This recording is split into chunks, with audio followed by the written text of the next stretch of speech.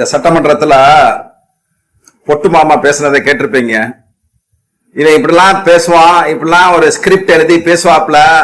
ஏன்னா இது அவனுடைய லைஃபே ஒரு ஸ்கிரிப்டட் லைஃப் தான்.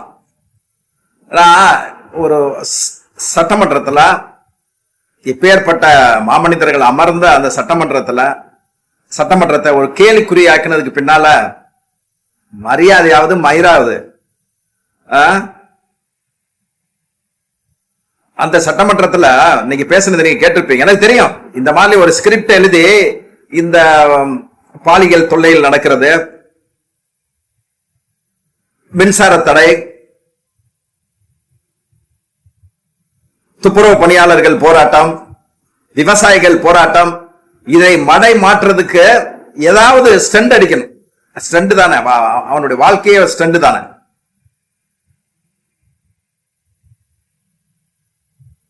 சந்திரசேகர், இயக்குனர் சந்திரசேகர் மதுரையிலிருந்து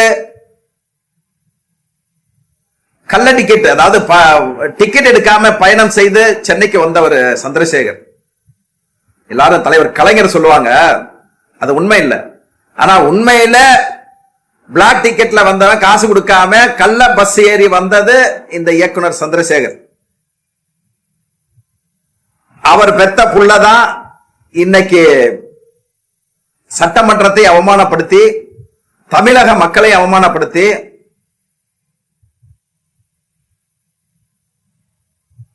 அசிங்கப்படுத்தி இருக்காரு. கல்யாணம் முடிச்சு 1 ஆண்டுகளோ 2 ஆண்டுகளோ 3 ஆண்டுகள் கழிச்சு தான் குழந்தை பிறக்கிறதா நம்ம வரலாறு பார்த்திருப்பீங்க.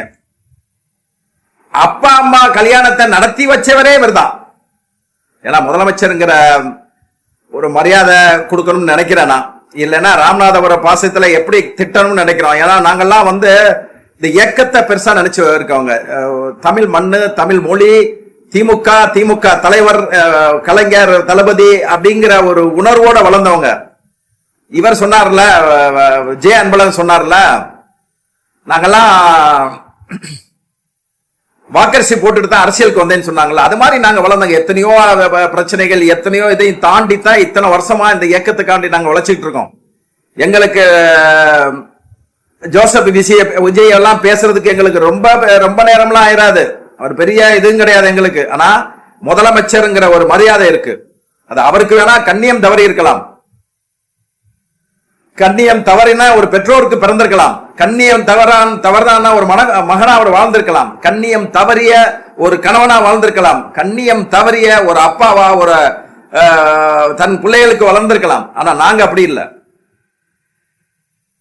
எங்க அப்பாவும் எங்க அம்மாவும் ஒரு நல்ல பிள்ளையாத்தான் எங்களை வளர்த்திருக்காங்க. திமுக தலைவரும் சரி, தளபதியாரும் சரி, இப்ப இருக்கிற உதயநிதியும் சரி, எங்களுக்கு கடமை, கண்ணியம், கட்டுப்பாடு கத்து கொடுத்திருக்காங்க. அதனால அசிங்கமா பேச வரல. என்ன மயிறு பேசணும்னா நீங்க என்னத்தை புடிங்கிற பொரிய கொண்டு ஜெயில போடுவேன். போட்டுக்க 1 வருஷம் ஜெயில இருந்தவன் தானே இந்த திமுக காரன். எதுவுமே செய்யாம 1 வருஷம் ஜெயில இருந்தான். ஜோசப் விஜய், நீ உட்கார்ந்துகிட்டு தண்ணி இன்னி அடிக்காம வேற எந்த பொருளும் யூஸ் பண்ணாம தனியா உட்கார்ந்து நீ சிந்திச்சு பாரு. இந்த முத்துவேல் கருணாநிதி ஸ்டாலின் உனக்கு என்ன தப்பு பண்ணாரு? உன் சோத்துல என்ன மண்ணலி போட்டாரு? இல்ல உன் தலையில என்ன மண்ணலி போட்டாரு? உனக்கு அரசியல் நீ வா, முதலமைச்சராக, பிரைம் மினிஸ்டராக, நீ அமெரிக்க பிரசிடென்ட் கூட ஆயிக்க. ஆனா ஒரு அரசியல் நாகரிகம் கூட தெரியாதெல்லாம் நீ எப்படி முதல்வரான? அதான் நான் மக்களை தான் நான் பார்த்துட்டு இருக்கேன். அந்த முத்துவேல் ஸ்டாலின் உனக்கு என்ன தப்பு பண்ணாரு? அரசியலுக்கு நீ முதல்ல வரப்போம் போது தாராளமா வரட்டும் தான் சொன்னாரு பேட்டி கொடுக்க போகும்போது. உன்னுடைய எந்த பிரச்சாரத்தையும் தடை பண்ணல. இன்னைக்கு நீ முதல்வரா இருக்க, போய் போக வேண்டியதானே, மக்களை சந்திக்க வேண்டியதானே, ஒரு ஊரா போக வேண்டியதானே. ஓட்டத்தானே காவல்துறை இருக்கு. 43 பேர் இறந்த அந்த கரூர்ல போய் நீ அங்க போய் மக்களுக்கு போய் அந்த இதை சொல்லியிருக்கலாமே. ஓட்டத்தானே காவல்துறை இருக்கு. அன்னைக்கு கூட நீ பிரச்சாரம் பண்ணக்கூடாது எந்த தடையும் சொல்லல முத்துவேல் கருணாநிதி ஸ்டாலின் அவர்கள். 43 பேரை துள்ள துடிக்க கொன்ன ஒன்ன நினைச்சிருந்தா கைது பண்ணி உள்ள போட்டிருக்கலாம். நினைச்சிருந்தா அந்த பேசுறானே இந்த வளர்ந்து கட்டவன் பேசுறானே அதை வரைச்சுனா என்னமோ தலையில கொம்பு வச்ச மாதிரி பேசுறானே. அரசியல்ல எத்தனையோ நடந்துகிட்டு இருக்கு, எத்தனையோ ஏற்றம் இறக்கத்தை பார்த்த திமுக, நீ எல்லாம் எங்களுக்கு எல்லாம் ஒரு மயிருக்கு சமம். ஆனா இன்னமும் கண்ணியத்தை தான் கடைபிடிக்கிறாரு எங்க தலைவர். உன்னை தூக்கி உள்ள போறதுக்கு எவ்வளவு நேரம் ஆயிரும்? இன்னமும் மோடி அதான் நான் எழுதுவேன், இதுவரைக்கும் எழுதுனது கிடையாது. ஆனா ராகுல் காந்தியை விட மோடி எவ்வளவு மேலும் தான் எனக்கு இப்ப நான் சிந்திக்கிறேன். ஏன்னா அவங்க செஞ்ச துரோகத்தை பார்க்கும் போது அந்த மோடி கிட்ட ஒரு கால் போதும். எங்களுக்கு என்ன வரைய துரோகம் பண்ணார்? திமுகவுக்கோ இல்ல திமுகக்கு எந்த துரோகமும் அவர் பண்ணது கிடையாது. எங்களுக்கு எந்த நெருக்கடியும் கொடுத்தது கிடையாது. அவரை வச்சு உன்னை தூக்கி உள்ள போறதுக்கு எவ்வளவு நேரம் ஆயிரும் எங்களுக்கு செய்ய விரும்பல அவரு. அப்ப கூட என்ன சொன்னாரு? 43 பேர் இறந்ததுக்கு இது இது சாதாரணமா நடக்கக்கூடிய ஒரு விஷயம், இது யதார்த்தமா நடந்தது, இதுக்கு யாரும் பொறுப்பேற்க முடியாது அப்படின்னு தானே சொன்னார் தலைவர்.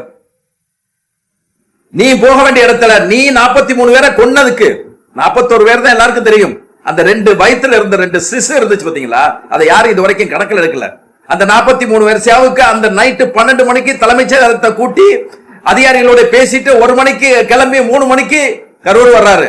அதுக்கு முன்னால மகேஷ் பொய்யாமலி வந்தாரு. அவர் கண்ணீரை கலங்கப்படுத்துறவங்க நீங்க, செந்தில் பாலாஜியை குற்றம் சொன்னவங்க நீங்க. ஏன் நீ ஆட்சியில தானே உட்கார்ந்து இருக்க? எங்க நிரூபிவேன், செந்தில் பாலாஜி தான் கல்ல விட்டு எரிஞ்சாரு, பாட்டில விட்டு எரிஞ்சாரு, ஊசிய குத்துனாரு, எல்லாம் சொன்னி இல்ல, நிரூபிக. நீ தானே முதலமைச்சரா இருக்க. எதுவும் நீ உண்மை இல்ல, உன்னால ஆட்சி நடத்த முடியாது. சொன்ன வாக்குறுதியை உன்னால காப்பாற்ற முடியாது. அதுக்கு என்ன செய்யற? ஸ்டண்ட் அடிக்கிற, சட்டமன்றத்தில் ஒரு ஸ்டண்ட் அடிக்கிற, ஒரு டயலாக் விடுற. உனக்கு கீழே நீனாவது அரசியல் சினிமால எத்தனை வருஷம் இருந்திருக்க? 2019 அவர் சின்ன வயசுல, உதயநிதி சின்ன வயசுல அரசியல்ல எத்தனையோ ஈடுபாடா இருந்திருக்காரு. தன்னுடைய தாத்தா தேர்தல் பிரச்சாரம் பண்ணியிருக்காரு, தந்தைக்கு பிரச்சாரம் பண்ணிருக்காரு, எல்லா பிரச்சாரம் பண்ண. அவர் சட்டமன்றத்தில் பேசினது நீ கேட்டியா இல்லையா? எவ்வளவு மாண்பு உள்ள ஒரு தலைவன் மாதிரி பேசினாரு. எதையாவது குற்றம் சொன்னாரா? நீங்க உங்களுடைய தவற சுட்டி காட்டினாரு. எந்தெந்த ஊர்ல பாலியல் பலாத்காரம் நடந்தது, யார் யார் நடத்தினாங்க அப்படிங்கறத புள்ளி விவரத்தோடு எடுத்து வச்சாரு. நீ ஒரு மனிதனாக இருந்தா, நீ ஒரு முதலமைச்சராக இருந்தா, ஒரு கட்சியின் தலைவனாக இருந்தீங்கன்னா, இந்த இறுதியில நீ முதலமைச்சரா நீ பதில் கொடுக்க போகும்போது இந்த புள்ளி விவரத்தோட சொல்லி இருக்கணும். மின்சாரத்துறையில என்னென்ன தவறு பண்ணுச்சு திமுக, நிதித்துறையில என்னென்ன தவறு பண்ணுச்சு திமுக, இதெல்லாம் சொல்லி இருக்கணும். குட்டி கதை சொல்றதுக்கு எவ்வளவு நேரம் ஆயிருந்து எங்களுக்கு? பேசிய வளர்ந்த இயக்கம். அப்ப சொல்றான் சந்திரசேகர், தலைவர் கலைஞரின் காலடியில் விழுந்து கிடந்தவன் சந்திரசேகர், டைரக்டர் சந்திரசேகர். அவன் சொல்றான், இதுவரைக்கும் பேசி 60 ஆண்டு காலத்தை திராவிட கட்சியில் அழிச்சிருச்சான். இவர் வந்துதான் புடுங்க போறாராம். 60 ஆண்டு காலம் திமுக, அதிமுகவும் சரி, திமுகவும் சரி, என்ன அழிச்சிச்சு? இன்னைக்கு நீ போய் டெல்லியில நிதி ஆயோக்ல போய் தைரியமா பேசுறிய. தமிழ்நாடு 2வது இடத்துல இருக்கு, கல்வியிலையும் பொருளாதாரத்திலையும் சுகாதாரத்திலையும். இன்னைக்கு தமிழகம் முன்னால இருக்குச்சுன்னா இந்த திராவிட கட்சிகள் இல்லையா? நீயோ அப்பனோ என்ன புடுங்குனிய இது வரைக்கும்? நேத்து நின்ன, இன்னைக்கு ஜெயிச்சுட்ட, முதல்வரா உட்கார்ந்து. சரி, மக்களுடைய தீர்ப்பு, மகேசன் தீர்ப்பு. அதுல நீ என்ன செய்யணும்? முதலமைச்சரா இருந்து என்ன செய்யணும்? அந்த மனிதனை, நாகரிகத்தின் உச்சத்துள்ள மனிதனை தொண்டன் கூட திட்டுறான். தலைவா நீ இந்த நாகரிகத்தோட இருக்கணுமான்னு தலைவனை திட்டுறாப்ல, தொண்டனை திட்டுறான். தொண்டனே வருத்தப்படுறான், ஏன் தலைவா நீ இப்படி இருக்க அப்படின்னு. அதையும் தாண்டி அதையும் இது பண்ணி ஒரு சாதாரண கிங்கா கல்யாணத்துக்கு போனாரு. எங்களுக்கெல்லாம் வேதனை, எங்களுக்கெல்லாம் இது. அவர் என்ன சொல்றாரு? அவர் உயரத்துல கொல்லமா இருந்தாலும் மக்கள் நான் போகும்போது மக்கள் அவர் ஒரு உயர்ந்த இடத்துல வைப்பாருங்கிறதுக்காண்டி அந்த நல்ல எண்ணத்துல தான் போறாரு. எங்களுக்கு அதுல உடன்பாடு இல்ல. இன்னைக்கும் செல்வ பிறந்த காங்கிரஸ் முதுகில் குத்தினாலும் காங்கிரஸ் உடைய அதுக்கு போனாரு. எங்களுக்கு உடன்பாடு இல்ல. அப்படிப்பட்ட நாகரிகத்தின் உச்சத்துல இருக்கிற ஒரு மனிதனை சட்டமன்றத்துல என்னங்கடா நீங்க பேசணும்? ஒரு சபை நாகரிகம் இல்லையா? தலைவர் கலைஞரை கருணாநிதின்னு சொன்னதுக்காண்டி சத்தம் போட்ட ஒரு எம்ஜி ராமச்சந்திரன், ஜெயலலிதா கூட அந்த மாதிரி அந்த மாண்பை கடைபிடிச்சாங்க. நீ என்னடா வளர்ப்பு, என்ன வளர்ந்த நீ? சட்டமன்றத்தில் முதலமைச்சரா நீ பதில் கொடுக்க போகும்போது என்னெல்லாம் நீ பேசி இருந்திருக்கணும். ஒரு முத்துவேல் கருணாநிதி ஸ்டாலின்கிற ஒரு ஒரு நாகரிகமான மனிதனை, ஒரு நேர்மையான மனிதனை இந்த தமிழ் சமுதாயம் இன்னும் நம்மளுடைய ஆட்சி காலத்துல கலைஞர் தொடங்கி வச்ச அந்த திட்டங்களை நம்ம தொடர்ந்து வச்சு இந்த மக்களுக்கு என்ன செய்யணுமோ அதை பூரா செஞ்சார். ரீல்ஸ் போட்டு பொய்யா பரப்பி நீங்க தானே சொன்னீங்க, உன்னுடைய என்ன சொன்ன, கரூர்ல போய் பாட்டிலுக்கு 10 ரூபாய்ன்னு பாட்டின இல்ல, இன்னைக்கு 20 ரூபா வாங்குறான். பாட்டிலுக்கு 20 ரூபா வாங்கினான். கேட்டா அந்த அமைச்சர் சொல்றான் 10 ரூபா வந்துங்க வாங்குறது வந்து அது என்ன சொன்னாங்க தெரியுமா, 10 ரூபா வாங்கி செந்தில் பாலாஜி எடுத்துக்கிறாராம், திமுக கவர்மெண்ட் எடுத்துக்கிறதா. இன்னைக்கு 10 இல்ல 20 ரூபா வாங்குறான். ரெக்ரேஷன் கிளப்னு சொல்லிட்டு அங்க 30 ரூபாயில இருந்து 40 ரூபா வரைக்கும் வாங்கி விற்கிறாங்க. அந்த 20 ரூபாய்க்கு 10 ரூபா வாங்குறதுக்கு 10 இல்ல 20 ரூபா வாங்குறான். 10 ரூபா பாட்டில திருப்பி கொடுத்தா 10 ரூபா திருப்பி கொடுத்துறாங்க. ஆனா எக்ஸ்ட்ரா 10 ரூபா வாங்கினா அதுக்கு விளக்கம் கொடுக்குறான் பாருங்க இந்த மந்திரி. அவங்களுக்கு சாப்பாட்டு காசு இல்ல, அவங்களுக்கு இந்த மின்சார செலவு, அவங்களுடைய கடை வாடகை, இது பூரா இந்த 10 ரூபாயில இருந்தா கொடுக்குறோம்னு சொல்றான். ஏண்டா இதைத்தானடா நாங்க சொன்னோம் எங்க ஆட்சியில. 10 ரூபாங்கிறதே நாங்க வாங்கல, செந்தில் பாலாஜி வாங்கல, அந்த ஊழியர் வாங்குறாங்க. அதை கூட நாங்க தடுத்துக்கிட்டு இருக்கோம் சொல்ல போகும்போது இன்னைக்கு அந்த 10 ரூபாய்க்கு விளக்கம் கொடுக்குறாங்க.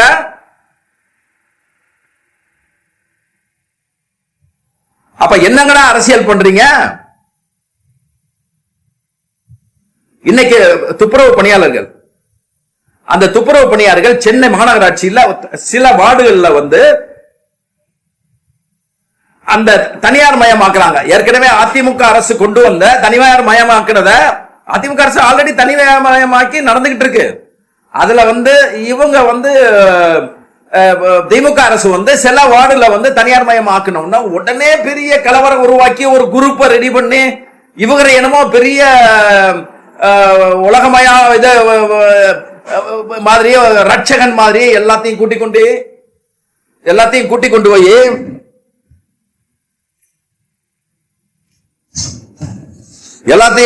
போய் பனையூர் பங்களால வச்சு கண்ணீரை துடைக்கிறாரா, நாங்க இருக்க உங்களுக்கு காப்பாத்துறதுன்னு சொல்லிட்டு. அதே அரசு வந்த உடனே 1 மாசம் கூட ஆகல, இப்ப என்ன சொல்றான், தனியார் மயமாக்கணும்னு. என்னடா உங்க பித்தலாட்டம்? விவசாயிகளுக்கு தள்ளுபடி பண்றேன்னு சொல்லிட்டு ஏமாத்துறான். இந்த 10 லட்சம் கோடி இப்ப சொல்றாங்கல்ல திமுக அரசு சுரண்டிட்டு போயிருச்சு அப்படின்னு. இந்த 10 லட்சம் கோடி ஏற்கனவே அவன் பிரச்சாரத்திலே சொல்லியிருக்கான் இவ்வளவு கடன் வாங்கியிருக்காங்கன்னு. நாங்க வந்த உடனே மினிட்ல செகண்ட்ல நாங்க வயிறை புடுங்கிடுவோம் அப்படின்னா என்ன பண்ண, வந்து பதவியா இருக்கிற அன்னைக்குன்னு கஜானாவை காலி பண்ணிட்டு போயிட்டாங்க அப்படின்னு சொன்னாப்ல. அப்புறம் வெள்ள அறிக்கை விடுறாங்க. வெள்ள அறிக்கை விடுறது யாரு? மரிய வில்சன். தன்னுடைய ஜேபிஆர் தெரியவங்களுக்கு கல்வி தந்தை, சாராய வியாபாரி, எம்ஜிஆருக்கு அடியாளா இருந்து அவர் போறதெல்லாம் கூடவே தெரிஞ்சதுக்கு எம்ஜிஆர் எழுதி வச்சாரு. லதாவுக்கும் ராதாவுக்கும் அம்பியாவுக்கு எழுதி வச்சாரு. அதே மாதிரி இந்த இவங்களை எல்லாம் அந்த ஜேபிஆர் மாதிரி ஆட்களை கல்வி தந்தை ஆக்கி விட்டாரு எம்ஜிஆர். அவங்க வீட்டிலேயே இருந்து இன்னைக்கு கல்வி தந்தை ஆயிட்டா மரிய வில்சன். அவங்க பில்டிங் கட்டிக்கிட்டு இருக்க போகும்போது, அந்த காலேஜுடைய பில்டிங் கட்டிக்கிட்டு இருக்கும் போது, அந்த வடமாநில தொழிலாளர்கள் கொஞ்சம் பேர் இறந்து போயிட்டாங்க. அவனுக்கு காம்பன்சேஷன் கேட்டு போராடினாங்க. ₹1 கொடுக்காதான் இந்த மரிய வில்சன். சொந்தக்கார பொண்ணு யாரோ ஏதோ பிரச்சனைன்னு சொல்லிட்டு வீடு ஏறி கத்தியோட போய் அடிக்க போனவன் தான் இந்த மரிய வில்சன். அவன் தான் இன்னைக்கு நமக்குடைய நிதியமைச்சர். கேட்கவே வெக்கமா இல்லையா? அவர் வெள்ள அறிக்கை கொடுக்கிறாராம். இவங்கனால ஆட்சியை ஒண்ணும் பண்ண முடியாது. நம்ம 6 மாசம் நினைச்சதெல்லாம் கிடையாது. இன்னைக்கு சென்னையில பல இடங்கள்ல மின்சார தடை, மின்சாரம் இல்ல. சொல்றான் கடை வாங்குறதுக்கு சொல்றான். எதுக்குடா கடை வாங்குறாங்க? இந்த தமிழ்நாடு அரசு அவனே வெள்ள அறிக்கையில சொல்றான், தமிழ்நாடு அரசு வாங்கின கடன் எந்த தவறும் பண்ணல, அது பூரா உரிய இதுக்கு தான் வாங்கியிருக்காங்க அப்படின்னு. மக்களுக்கு, அந்த ஏழை பாலை மக்களுக்கு மாசம் 1000 ரூபாய் கொடுக்கறதுக்காண்டி கடன் வாங்குறோம்.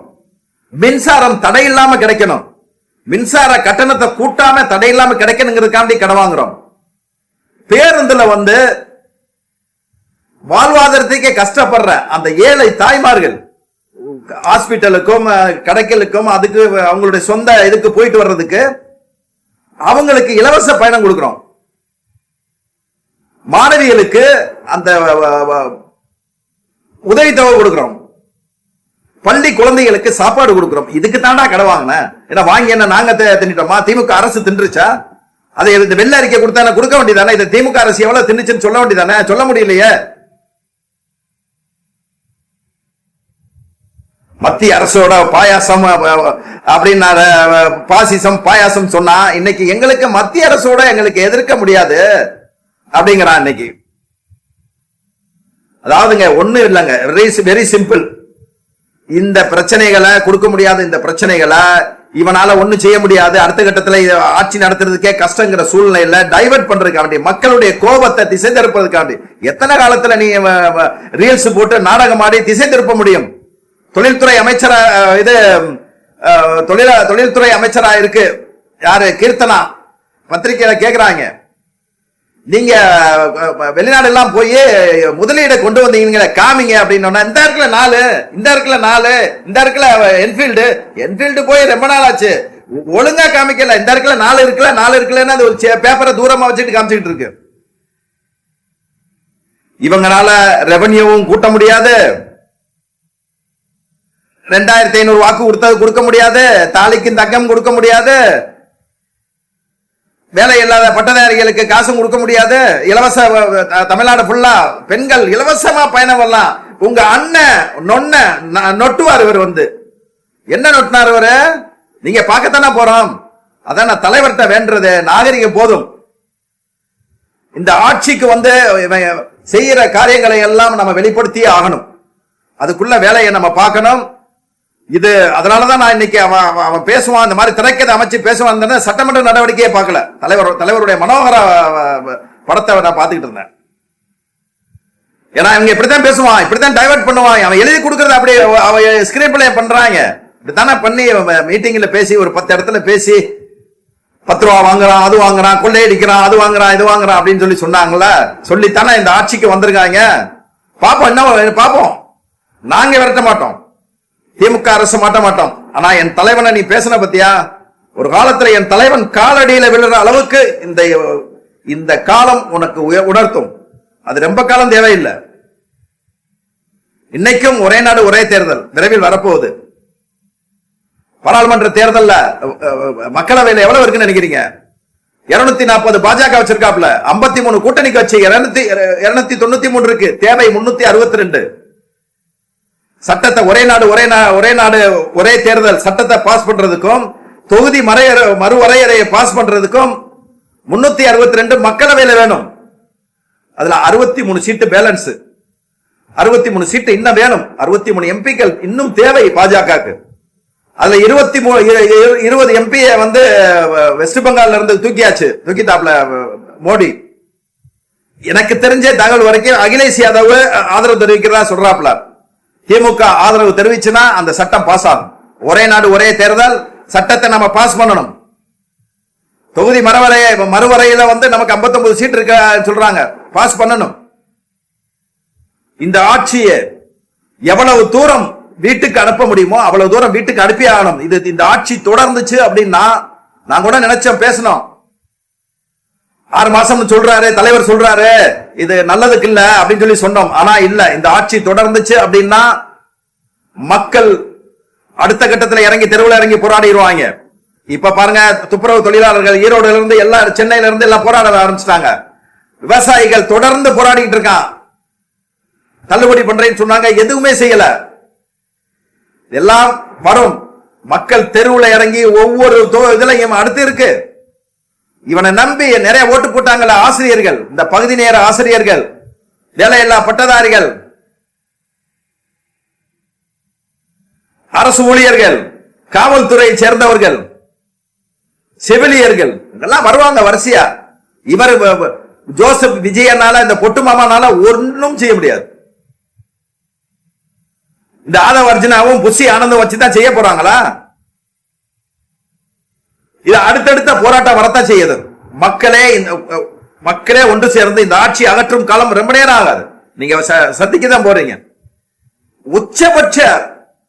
உச்சபட்ச கோபத்துல இந்த ஜோசப் விஜய் மேல நீங்க வந்து ரீல்ஸ் போட்டு அது போட்டு நீங்க பாத்துட்டு இருந்திருப்பீங்க. ஆட்சிக்கு வர்றதுக்கு முன்னால எவ்வளவு எதிர்ப்பு இருந்தது சோசியல் மீடியால. இன்னைக்கு எங்க போயிட்டாங்க? அவங்க எல்லாம் காசை வாங்கிட்டு வேலை பார்த்தாங்க, அவங்க வேலை முடிஞ்சு எல்லாம் ஓடி போயிட்டாங்க.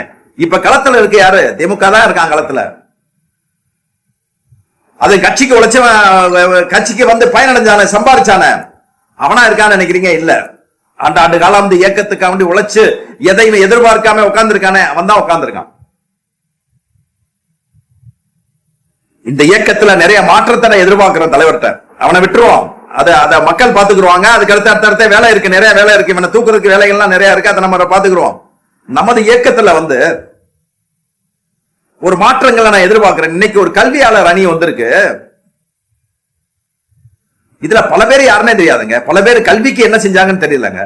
நம்ம திமுகல வந்து ஒரு பேச்சாளர் இருக்காரு, பொன்னேரி சிவானு. புள்ளி விவரத்தோட அப்படி பேசுவாரு. தலைவர் கலைஞருடைய வாழ்க்கைய வரலாற ஆராய்ஞ்சு டாக்டரேட் வாங்கினவர் அந்த பொன்னேரி சிவா. சிறந்த பேச்சாளர். நீங்க அவரை விட்டுட்டு ஒரு மணி நேரம் பேச சொல்லுங்க, தமிழ்நாட்டு அரசியல, அகில உலக அரசியல அப்படியே பேசுவாருங்க. தமிழ்நாட்டுல மூல முடுக்குல எங்கெங்கெல்லாம் இருக்கு, யாரெல்லாம் மாவட்ட செயலாளர், யாரா நகர செயலாளர், ஒன்றிய செயலாளர், அத்தனை லிஸ்டும் அப்படியே விரல் நுனியில வச்சிருப்பாரு. அவருக்கு ஒரு மாநில அவர் பிஹெச்சி படிச்சிருவாங்க, வழக்கறிஞர், எம்பிங்க அவரு. அவருக்கு ஒரு கல்வியாளர் அணி கொடுக்க முடியலையா அவங்கனால? யாரா இருக்கலாம் கொடுக்குறீங்க? சைதை சாதிக்கு ஒரு சிறுபான்மையர் அணிக்க வேண்டி பல ஆண்டு காலம் போராடிக்கிட்டு இருக்காருங்க அந்த பேச்சாளர் சைதை சாதிக். அவனுக்கு கொடுக்க முடியல, யாருக்கோ கொடுக்குறீங்க, அவன் ஓடி போயிடுறான். கட்சியை விட்டு ஓடி போயிட்டானா நிறைய பேர். அதுல எத்தனை பேர் ஓடி போனாங்க?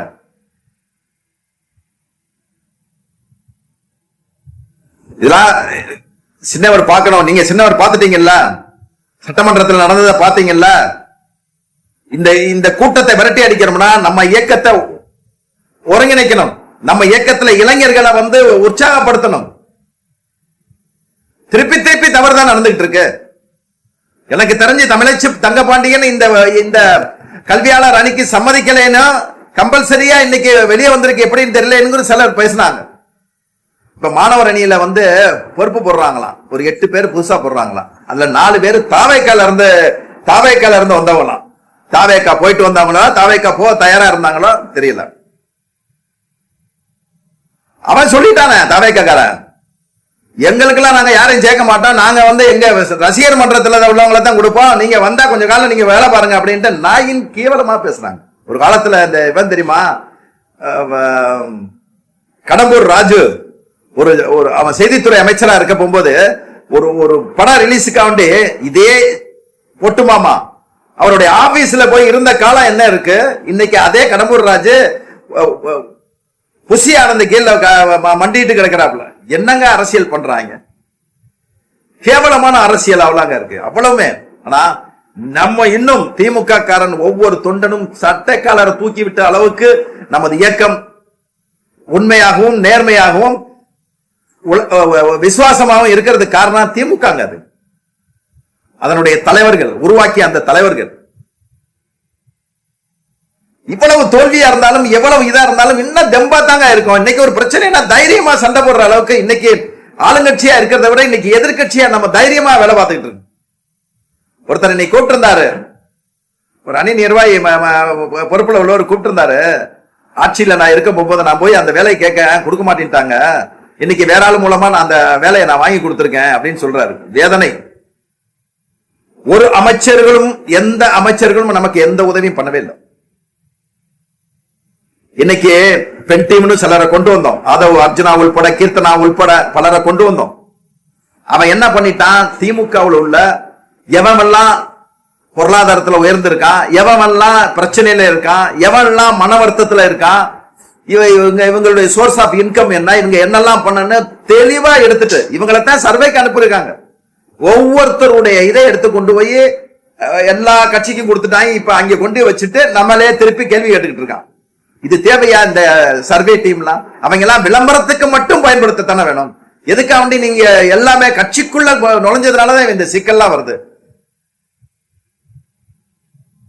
இளந்தலைவர் வந்து நீங்க தான் இறங்கி வரணும். உங்களுடைய பேச்சும் உங்களுடைய அந்த சட்டமன்ற நடவடிக்கையும் உங்களுடைய அந்த பாடி லாங்குவேஜும் ஒரு ஹார்ட்ஸ் ஆஃப் இளந்தலைவர். எதிர்காலத்துல எப்படி கலைஞர் வந்தாரோ அதே மாதிரி நீங்க வருவீங்க. தோல்வி நமக்கு புதுசு கிடையாது. இந்த தோல்வியில வந்து அவனுடைய நடவடிக்கையும் பொட்டுமாமாவுடைய நடவடிக்கையும் நீங்க சட்டமன்றத்தில் ஆற்றிய உரையும் அதற்கு கொடுத்த பதிலடியும் நீங்க ஒரு மிகச்சிறந்த தலைவர், ஒரு கலைஞரின் பேருங்கிறத காமிச்சிருக்கு. மிகச்சிறந்த பேச்சு சட்டமன்றத்தில் நீங்க முதல் நாள் பேசினதும் சரி, அடுத்த நாள் பேசினதும் சரி, மிகச்சிறந்த பேச்சு. உங்களுக்கு வாழ்த்து சொல்றேன். அது மட்டும் பத்தாது இளந்தலைவர். சில அணிகளை வந்து நீங்க இது பண்ணணும், கட்சிக்காரனை நேரடியா பார்க்கணும். பிரச்சனை உங்களுக்கு நீங்க ஒரு கிட்டத்தட்ட ஒரு குறிப்பிட்ட காலத்துக்கு நைட் அண்ட் டே ஒர்க் பண்ணித்தான் ஆகணும். நீங்க உங்களுடைய சுய துக்கங்களை நீங்க வந்து மறந்துட்டு இந்த இயக்கத்துக்காண்டி நீங்க பாடுபட்டு தான் ஆகணும். இன்னைக்கு வயசானவங்களும் சாமானியனும் இன்னைக்கு குறிஞ்சி இல்லத்துக்கு வந்து உங்களை சந்திக்க முடியுது அப்படிங்கும் போது மன மகிழ்ச்சியா இருக்கு. அதைத்தான் நாங்க விரும்பணும். அதைத்தான் தொடர்ந்து எழுதிக்கிட்டு இருந்தோம். கட்சியில வந்து இனி பொறுப்பு கொடுக்கறத நீங்க ஒவ்வொன்றும் வாட்ச் பண்ணுங்க. இன்னைக்கு வந்து இந்த மாநில கல்லூரின்னு ஒண்ணு இருக்கு. இந்த மாநில கல்லூரியில இப்ப முதல்வரா இருக்கான் ராமன் ஒருத்தர், பிராமணன். நாங்க வந்து பொதுவா பார்த்தோம்னா நம்ம பார்ப்பனருக்கு எதிரி கிடையாது, பார்ப்பனியத்துக்கு தான். அதாவது இவங்க வந்து சனாதனத்தை திரிக்கிறாங்க அப்படிங்கறதுக்காண்டி தான் அந்த பார்ப்பனியத்தை எதுக்குறோம். பார்ப்பனர் இல்ல, எத்தனையோ பார்ப்பனர் நம்ம ஓட்டு போடுறாங்க, எத்தனையோ பார்ப்பனர் நமக்கு நம்ம வீட்டு விசேஷத்துல கலந்துக்கிறாங்க, எவ்வளவு நமக்கு வாக்களிக்கிறாங்க. அவங்க இல்ல. ஆனா அந்த ராமன்கிற பார்ப்பனர் இருக்காரு பாத்தீங்களா, அவர் மாநில கல்லூரியில 6 வருஷமா இருக்காரு. 6 வருஷமா எல்லாருமே பாத்தீங்கன்னா தாழ்த்தப்பட்டவர் வந்து யாரா இருந்தாலும் 2 வருஷத்துக்கு மேல இருக்க, இன்னும் 6 வருஷம் இருக்காரு. அதுக்கு காரணம் நம்ம அன்பகத்தில இருந்து அவருக்கு ஆதரவு. அந்த ராமன் அந்த காலேஜ்ல வேலை பார்த்த பலரை திராவிட கழக சித்தாந்தம் உள்ளவன் எல்லாம் தூக்கி அடிச்சிட்டாரு. அங்கே போய் சொல்லிட்டு அன்பகத்தினுடைய ஆதரவோட இன்னைக்கு ஆட்சியை இழந்துட்டோம். ஆட்சியில இருக்க போகும்போது யாராவது போனா சொல்லுவாரா, உதயநிதிட்ட பேசுறியா, துணை முதல்வர்கிட்ட பேசுறியா கேட்பான். அந்த ராமன் முதல்வர் இன்னைக்கு அவன் ஜேடியா இருக்கான், ஜாயிண்ட் டைரக்டர் ஆயிட்டான். யாரு நம்ம ஆட்சியில ஜாயிண்ட் டைரக்டரா அங்க போய் உட்காராம கல்வி இயக்குனர் அலுவலகத்துல உட்காராம திருப்பி வந்து பிரின்சிபாலா இங்க இதே மாநில கல்லூரியில உட்கார்ந்துருக்கான். யாரு இவனுக்கு இது கொடுத்தது? அவன் என்ன பண்ணிருக்கான், எலெக்ஷன் முடிஞ்சதுங்க, உதயநிதி சொல்லிக்கிட்டு இருந்தவன் எலெக்ஷன் முடிஞ்சவன யாரு சேப்பாக்கத்துல உதயநிதியை எதிர்த்து நின்னானோ அவனை வரவழைச்சு அவனுக்கு காலேஜிலேயே மாலை போடுறாங்க, மரியாதை செய்யறாங்க. இன்னைக்கு பிறந்த நாள் நேத்து அவனுக்கு வாசல்ல உட்கார அந்த மாநில கல்லூரி வாசல்ல பெரிய கேக்க வெட்டி கொண்டாடுறான். இன்னைக்கு உதயநிதி இவர் போறாரு, பொட்டுமாமா போயிட்டு கைய காட்டிட்டே போறாரு. இப்படிப்பட்ட ஆட்களுக்கு தானங்க நீங்க உதவினீங்க. ராமன் மாதிரி ஆட்களுக்கு தானங்க நீங்க உதவினீங்க. அனுபவத்துல புல் சப்போர்ட் அவனுக்கு. என்ன செஞ்சான் உங்களுக்கு? உங்களை தேடி வந்தானே கட்சிக்காரன், என்ன உதவி பண்ணீங்க? அதெல்லாம் அந்த சிஸ்டம்லாம் மாத்தணும், அன்பகத்துடைய சிஸ்டம்லாம் மாத்தணும். சின்னவர் உங்களை சுற்றி உள்ள சிஸ்டத்தெல்லாம் மாத்தி இனி வருங்காலத்திலேயாவது இன்னைக்கு எப்படி மாணவர் அணியில சிக்கல் இருக்கு, பல அணியில சிக்கல் இருக்கு, அதெல்லாம் தீர்த்து நம்ம ஒருமை பண்றதுக்கு வழி பண்ணணும். இந்த பேச்சாளர் பொன்னேரி சிவா மாதிரி தலைவர் கலைஞருக்கு வாழ்க்கை வரலாற படிச்சு எம்பில் பட்டம் வாங்கினவருங்க. அவருக்கெல்லாம் கல்வியாளர் கொடுக்கிறதுக்கு உங்களுக்கு மனசே வராதா? அறிவாலய குருக்கள் என்னென்ன சொல்றாங்களோ அவங்களுக்கு மட்டும்தான் கிடைக்குதா? இன்னும் காசு வாங்கிக்கிட்டு பதவி போடுற வேலை இன்னும் முடியலையே. தலைவர் வந்து இந்த கலாய்வுல 36 பேர் கலாய்வுல கொண்டு வந்து கொடுத்ததும் ஆன்லைன்ல வந்ததும் அதை சரி பண்ணிக்கிட்டு இருக்காருன்னு இதுகிட்டு இருக்காப்ல. தலைவருக்கு வேண்டுதல் 2 தொகுதினா அது எவ்வளவு பெரிய கொம்பானாலும் 2 தொகுதி மட்டும்தான் கொடுக்கணும், அதை தாண்டி கொடுக்க கூடாது. அது போகட்டும், கட்சி விட்டு போகணுமா, அவன் எம்எல்ஏவா இருந்தாலும் போகட்டுங்க, விட்டுருங்க, தேவையில்லை நமக்கு. இந்த இயக்கம் பெருசு நினைக்கிறானா இல்ல தன்னுடைய வாழ்க்கை பெருசு நினைக்கிறானா? 2 தொகுதியில நீ இருக்க முடியாது அப்படின்னா இருக்க முடியாது, எனக்கு 3 தான் வேணும் 4 தான் கேட்கிறேன்னா என்ன இது? எங்க கட்சியை வளர்க்க போறான்? தன்னை தானே வளர்க்கணும்னு நினைக்கிறாமா? அந்த இயக்கம் பெருசா இருக்கிறவன் கேட்கிறவன் எந்த பதவி இல்லாம உழைக்க தயாரா இருக்கணுங்க. அதனால 2 தொகுதினா 2 தொகுதி தான். எவ்வளவு கொம்பனா இருந்தாலும் போனா போ சொல்லிருங்க. அவனால இந்த இயக்கத்துக்கு எந்த பிரயோஜனம் கிடைக்காது. டிமாண்ட் வச்சானா, இயக்கத்துல டிமாண்ட், தலைவர்கிட்ட டிமாண்ட் வச்சானா அவன் என்னைக்கு இருக்க போறது இல்லைங்க. அதனால சிலரை இந்த தலைவர்கிட்ட நான் வேண்டிக்கிறது, உங்க குடும்ப உறுப்பினர்கள் சொல்றத மட்டும் கேட்காதீங்க. உங்க கூட கார்ல பயணம் பண்றாங்களே அவங்க சொல்றத மட்டும் கேட்காதீங்க. அறிவாலயத்துல உங்களை சுற்றி உட்கார்ந்து இருக்காங்களா அவங்க சொல்றத மட்டும் தயவு செய்து கேட்காதீங்க. உங்க உதவியாளரா ஒருத்தர் இருக்காரு, அவர் சொல்றத மட்டும் கேட்காதீங்க. கட்சிக்காரன்ட்ட பேசுங்க, கட்சிக்காரன் சொல்றதை கேளுங்க.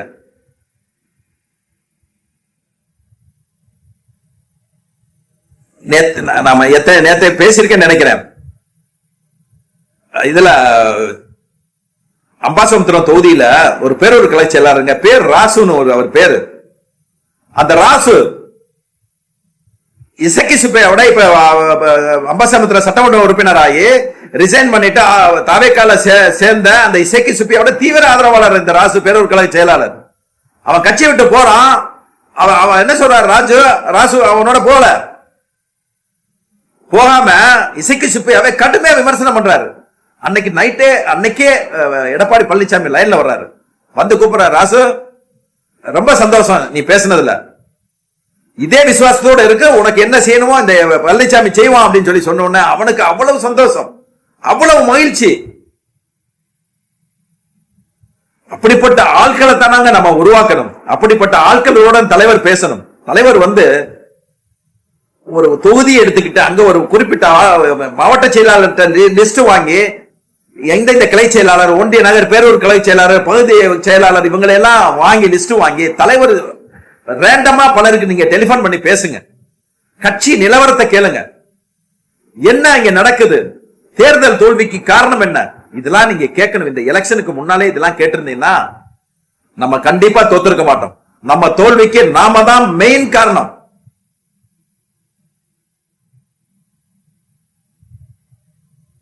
எத்தனையோ இருக்கு. இன்னைக்கு சேலம் உள்பட பல தொகுதி, பல மாவட்டங்கள்ல நம்ம தோல்விக்கு காரணமே நம்ம தான். ஆனா இதை திருப்பி எடுக்கலாம். இன்னைக்கு மக்களுடைய மனசுல மாறி இருக்கு. மடக்கு ஊதிக்கு போட்டவங்க எல்லாருமே இன்னைக்கு வேதனையில இருக்கான். 2000 ரூபாய் எலக்ட்ரிக் பில் கட்டுறவன் இன்னைக்கு 4000 ரூபாய் கட்டிட்டு இருக்கான். போராட்டம் என்னத்தான் குறைஞ்சு தொடங்கி இருக்கு. இவனால ஒன்னும் புடுங்க முடியாது. மக்கள் தெருவில் இறங்கி போராடத்தான் போறாங்க. அது வரைக்கும் தலைவரை இன்னைக்கு சட்டமன்றத்தில் அவமானப்படுத்தினான்ல, அதுக்கு தண்டனை கண்டிப்பா இருக்கு. அது எந்த வகையிலங்கிறது கால முடிவு பண்ணட்டும். நீங்க ரீல்ஸ போட்டு தைரியமா பேசி, ஆட்சியில உட்கார்ந்து இருக்கோம்னு தைரியமா பேசி எது வேணாலும் பேசலாம் நினைக்கிறான். இந்த ஆதவ் அர்ஜுனா இருக்கான் பாத்தீங்களா, பெண் டீம்ல இருக்க போகும்போது சில தகவலை எடுத்து வச்சுக்கிட்டு எல்லாம் தெரிஞ்ச மாதிரி எல்லாம் இது பண்ற மாதிரி அவன் சொல்லிக்கிட்டு இருக்கான். உன்ன மாதிரி அப்பனா பார்த்தவங்கடா திமுக கார. ஜெயலலிதாவை விடவா அடக்குமுறைகளை சந்திச்சிருக்க முடியும்? இந்திரா காந்தியை விடவா அடக்குமுறைகளை சந்திச்சிருக்க முடியும்? எல்லாத்தையும் சந்திச்சு தாண்டா இந்த அரசியல்ல 74 ஆண்டு காலம் இருந்து இன்னும் எதிர்கட்சியா உட்கார்ந்துருக்கோம். இதே இடைத்தேர்தல்ல 20 தொகுதியா 22 தொகுதியா வரப்போகுது. உனக்கே தெரியாத பல வேலைகள் நடந்துகிட்டு இருக்கு. எல்லாம் முடியும். உன்னை என்ன செய்யணுமோ அதை தலைவர் செய்வாரு. காத்திருப்போம். தலைவர் விட்டாலும் விடுவாரு. ஆனா உதயநிதி என்னைக்கு விட மாட்டாரு. அவர் கலைஞருடைய பேரன். கலைஞரை விட சிந்திக்கக்கூடியவர், கலைஞரை விட ஆக்ரோஷக்காரர். வரும் காலங்கள் வரும். பொறுமையா இது வரைக்கும் கேட்டிருந்த கலை உடன்பிறப்புகளுக்கு அனைவருக்கும் நன்றி. நான் பாக்குறேன் இன்னைக்கு சோசியல் மீடியால நம்ம தாங்க கொடியிட்டு பறக்குறீங்க. எந்த எதிர்பார்ப்பு இல்லாம சோசியல் மீடியால நம்ம வாழ்க்கையை எழுதுறத பார்க்கும்போது மன மகிழ்ச்சியா இருக்கு. அதை தொடருங்க. விரைவில் நமக்கு நல்ல காலம் வரும். அது எந்த ரூபத்துல வருங்கிறத நீங்க வர வர கொஞ்சம் கொஞ்சமா பாத்துக்கிட்டு இருங்க. பொட்டு மாமாலாம் நமக்கு ஒரு ஆளே கிடையாது. இந்த வளர்ந்து கட்டவெல்லாம் நமக்கு ஒரு ஆளே கிடையாது. காலம் வரும், காத்திருங்கள். நன்றி, வணக்கம்.